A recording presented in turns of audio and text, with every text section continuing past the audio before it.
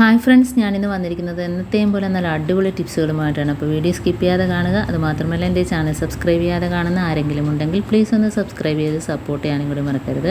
അപ്പോൾ നമുക്ക് ഫസ്റ്റ് ടിപ്പിലോട്ട് കിടക്കാം. അപ്പോൾ നമ്മൾ ഇതേപോലെ മൈലാഞ്ചിയൊക്കെ അരച്ച്, ഇല മൈലാഞ്ചി ഉണ്ടല്ലോ നമ്മളെ വീട്ടിൽ, അതൊക്കെ അരച്ച് കഴിഞ്ഞാൽ നമ്മൾ കയ്യിലിടുന്നതിന് തൊട്ട് മുമ്പായിട്ട് ഇതേപോലെ നാരങ്ങ പിഴിഞ്ഞൊഴിച്ചാൽ എത്ര ചുമക്കാത്ത മൈലാഞ്ചി ആണെങ്കിലും നല്ല രീതിയിൽ ചുമന്ന് കിട്ടുകയും ചെയ്യും. അപ്പോൾ നമ്മൾ നാരങ്ങാനീര് ചേർത്തത് കൊണ്ട് കുഴിനകത്തിനൊക്കെ നല്ലൊരു മരുന്നും കൂടിയാണ്. അപ്പോൾ ഇതേപോലെ നാരങ്ങാനീര് ഒഴിച്ചതിന് ശേഷം നല്ലോണം മിക്സ് ചെയ്ത് കൊടുക്കുക. അപ്പോൾ എത്ര ചുമക്കാത്ത മൈലാഞ്ചിയും നമുക്ക് നല്ല രീതിയിൽ ചുമന്ന് കിട്ടുകയും ചെയ്യും. അപ്പോൾ ഈ രീതിയിലൊക്കെ ചെയ്യാത്തവരൊന്ന് ചെയ്ത് നോക്കുക. നമ്മൾ കടയിലെ ട്യൂബ് മൈലാഞ്ചിയൊക്കെ അല്ലേ എപ്പോഴും മേടിച്ചിടുന്നത്. നമ്മൾ വീട്ടിൽ ഇതേപോലെ അരച്ച മൈലാഞ്ചി ഇടുകയാണെങ്കിൽ കുഴിനകത്തിനൊക്കെ നല്ല ഒരു മരുന്നും കൂടിയാണ്. പ്രത്യേകിച്ച് നാരങ്ങാനീരൊക്കെ ചേർക്കുമ്പോഴത്തേനും കുഴിനകം ഉണ്ടെങ്കിൽ മാറി കിട്ടുകയും ചെയ്യും. ഇനി നമുക്ക് അടുത്ത ടിപ്പിലോട്ട് കിടക്കാം.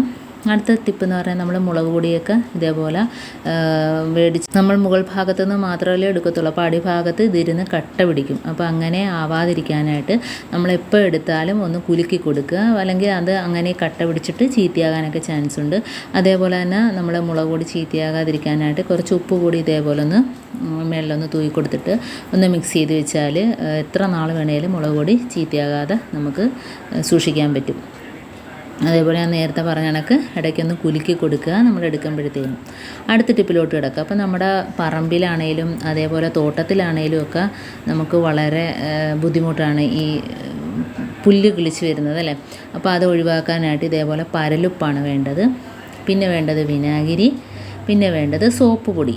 അപ്പോൾ ഇത് 3 സാധനം മാത്രം മതി നമ്മുടെ അടുക്കളയിലുള്ള വെറും നിസ്സാരമായ സാധനങ്ങൾ മാത്രം വെച്ചിട്ട് നമുക്ക് നല്ല രീതിയിൽ പുല്ലൊക്കെ ഉണക്കി കിട്ടാൻ പറ്റും.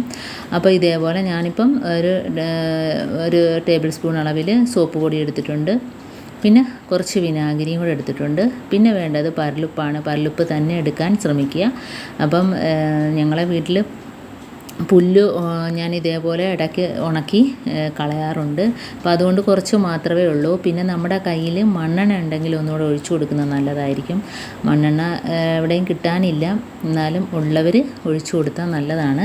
പ്രത്യേകിച്ച് നമ്മൾ ഈ മണ്ണെണ്ണയുടെ സ്മെല്ലടിച്ചിട്ട് തന്നെ നമ്മളെ ഇഴജന്തുക്കൾ, കാരണം പ്രത്യേകിച്ച് പാമ്പ് അങ്ങനെയൊക്കെയുള്ള സാധനങ്ങളൊന്നും തന്നെ ആ ഭാഗത്തോട്ടേ വരത്തില്ല. ഈ സ്മെല്ല് മണ്ണിനകത്ത് എത്ര നാൾ വേണേലും ഇത് കിടന്നോളും, ആ മണ്ണെണ്ണയുടെ സ്മെല്ല്. അപ്പോൾ അത് കാരണം ഇഴജന്തുക്കളെ കൊണ്ട് നമുക്ക് ശല്യം കാണത്തില്ല. പിന്നെ നമുക്കിതിനകത്ത് വേണ്ടതെന്ന് വെച്ചാൽ കുറച്ച് വെള്ളം. അപ്പോൾ വെള്ളത്തിൻ്റെ അളവ് കൂടാൻ പാടില്ല. ആ വെള്ളത്തിൻ്റെ അളവ് കൂടിയാൽ നമുക്കതിൻ്റെ പവർ അത്രയും കുറഞ്ഞു പോകും. അപ്പോൾ നമ്മൾ സോപ്പ് പൊടി ഇട്ടിട്ടുണ്ട്, അതേപോലെ വിനാഗിരി, പിന്നെ കുറച്ച് മണ്ണെണ്ണയും കൂടെ ഒഴിച്ച് കൊടുത്തിട്ടുണ്ട്, ഉപ്പിട്ട് കൊടുത്തിട്ടുണ്ട്, കുറച്ച് വെള്ളവും കൂടെ ഒഴിച്ച് കൊടുത്തിട്ടുണ്ട്.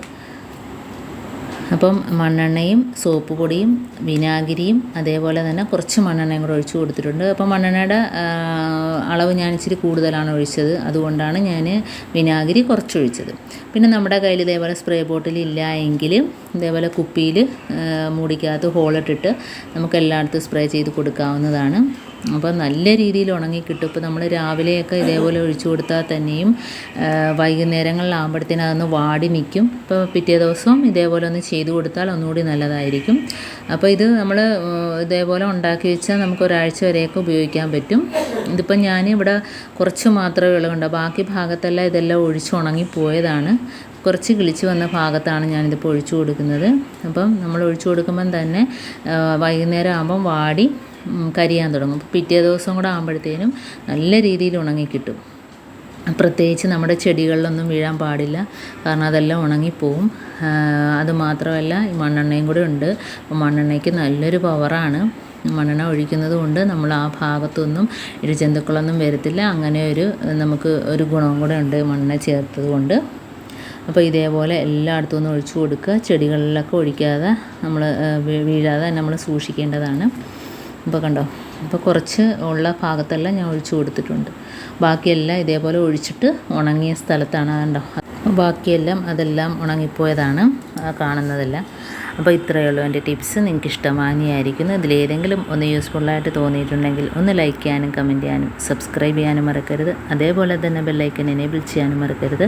എന്നാൽ മാത്രമേ ഞാനിടുന്ന ഓരോ വീഡിയോസും നിങ്ങളുടെ മുമ്പിൽ നോട്ടിഫിക്കേഷനായി എത്തുകയുള്ളൂ. അപ്പോൾ ഇനിയും നല്ല നല്ല ടിപ്സുകളുമായിട്ട് വീണ്ടും കാണാം. അതുവരേക്കും താങ്ക്സ് ഫോർ വാച്ചിങ്.